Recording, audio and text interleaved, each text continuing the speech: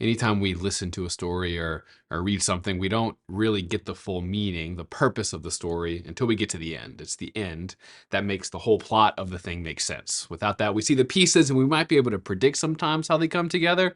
But once we see the conclusion, we see how the whole thing fits together, and the things that maybe confused us or annoyed us or aggravated us, we see how they fit into the bigger picture. I think we just naturally want to put things in to see how they fit together in this bigger picture.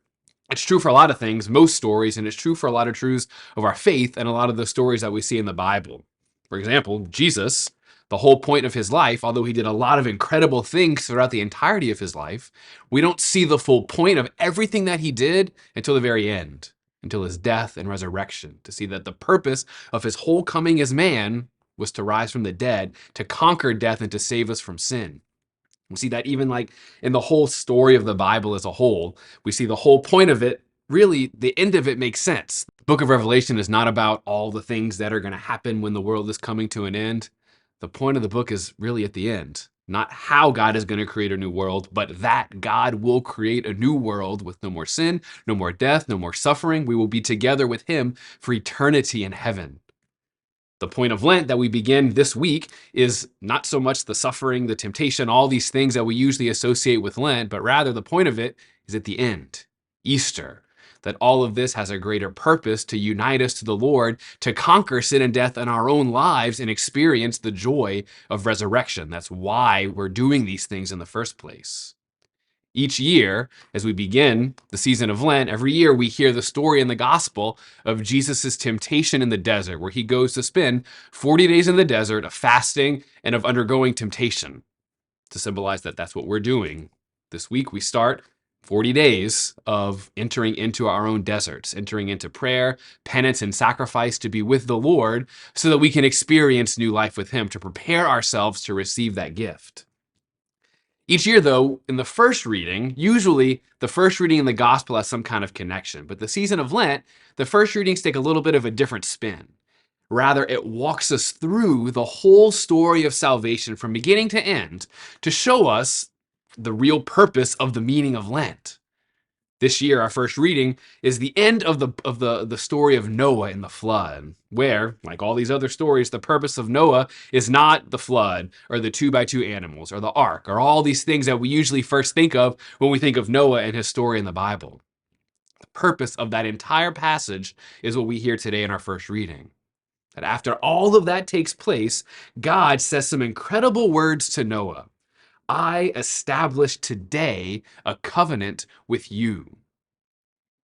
Everything that God has done from that point at the very beginning of the scriptures has been him remaining faithful to that covenant. Everything that God has done has been in accord with the promise that he made to Noah on that day. That God, as God said to Noah, I make a covenant with you that I will remain faithful to forever. He wants to remind us that he says those same words to us. I will make a covenant with you. I promise to choose you and to claim you as my son and as my daughter. And no matter what happens from that day forward, I will remain faithful to that. No matter how bad it may get, no matter how hopeless it may seem, no matter how heavy the weight may feel in the moment, I will be faithful to you. Think about Noah. He was literally, him and his family were the only people in the entire world who remained faithful to God. That's like 8 people in the whole world remained faithful. Like, you don't get much more hopeless than that. Yet what God proves through his actions with Noah is that no matter how deep and dark and hopeless it may seem, I can triumph, I can overcome, and I can bring redemption to what seems irredeemable. No matter how big the failure in our own life may seem, God can bring newness out of that. No matter how persistent the temptation may feel to turn away from the Lord, to seek the things that are apart from him, every time we come back, he says, I will welcome you, I will receive you, and I will remain faithful to you. I think a lot of times the trap that we can fall into the season of Lent is to really focus more on ourselves, to make it about me, what I can do, what I need to grow in. The focus becomes on it's like a self-help or a self-fix-it project. I need to fix these things that I don't like about myself, so I'm going to fast from this or read this devotional or do this book or go to this prayer session or whatever it is. It becomes about me trying to make myself better. when I think the first reading actually gives us a very helpful key to enter into the season of Lent with.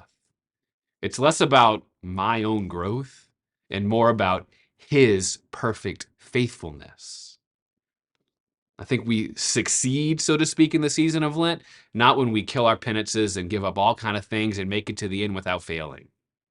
We really succeed in the season of Lent when I recognize how weak I actually am and how good God is when he meets that weakness. When I can come before the Lord in poverty and weakness and even in failure, yet remaining confident that God will be faithful to the covenant that he made with me at my baptism. I will choose you and I will always choose you. Teaches us not to rely on ourselves and how good we are, because at best that's going to be a house of cards. Because when we experience failure, that whole thing comes crumbling down, and what I thought was a firm foundation really isn't quite so firm. The only firm foundation that we have is him and his faithfulness. And entering into the season of Lent is about focusing on that. How good and how faithful he will be, even though my Lent might be a total failure. The way that God looks at me and the way that God responds to me will never change. That's the point of the season of Lent. Not us transforming ourselves and making ourselves better, but recognizing how little I can do on my own and how much God can do when I give him permission to, when I give him the space to let him transform me.